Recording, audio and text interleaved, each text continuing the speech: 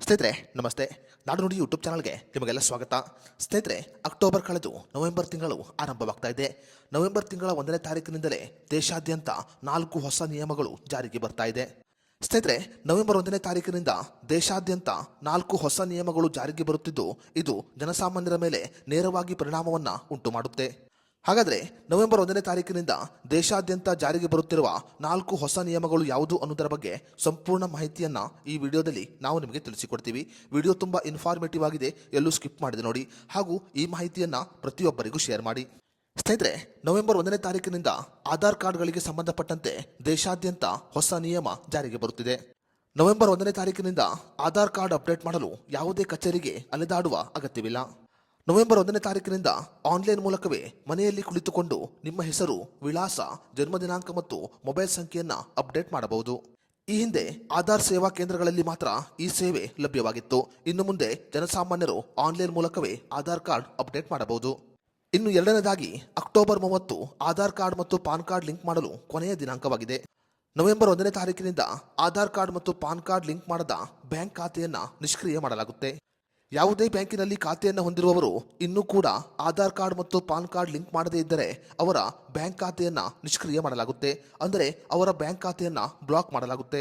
ಆಧಾರ್ ಮತ್ತು PAN card link ಮಾಡದ bank ಖಾತೆಯಿಂದ ಇನ್ನು ಮುಂದೆ ಅಂದರೆ ನವೆಂಬರ್ 1ನೇ ತಾರೀಕಿನಿಂದ ಯಾವುದೇ ರೀತಿಯ ವಹಿವಾಟು ಮಾಡಲು ಸಾಧ್ಯವಿಲ್ಲ.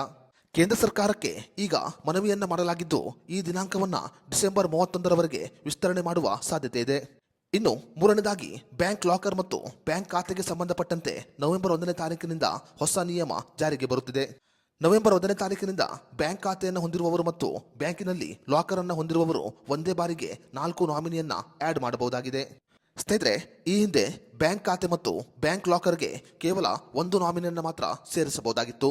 ಆದರೆ ನವೆಂಬರ್ 1ನೇ ತಾರೀಕಿನಿಂದ ಬ್ಯಾಂಕ್ ಖಾತೆ ಮತ್ತು ಬ್ಯಾಂಕ್ ಲಾಕರ್ಗೆ 4 ಜನರನ್ನ ನಾಮಿನಿಯನ್ನಾಗಿ ಮಾಡಬಹುದು.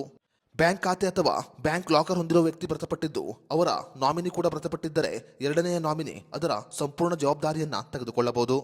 ಇನ್ನು ಕೊನೆಯದಾಗಿ SBI ಬ್ಯಾಂಕಿನ ಕ್ರೆಡಿಟ್ ಕಾರ್ಡುಗಳನ್ನು ಬಳಕೆ ಮಾಡುವವರು ನವೆಂಬರ್ 1ನೇ ತಾರೀಕಿನಿಂದ ಹೊಸ ನಿಯಮವನ್ನು ಅನುಸರಿಸಬೇಕು.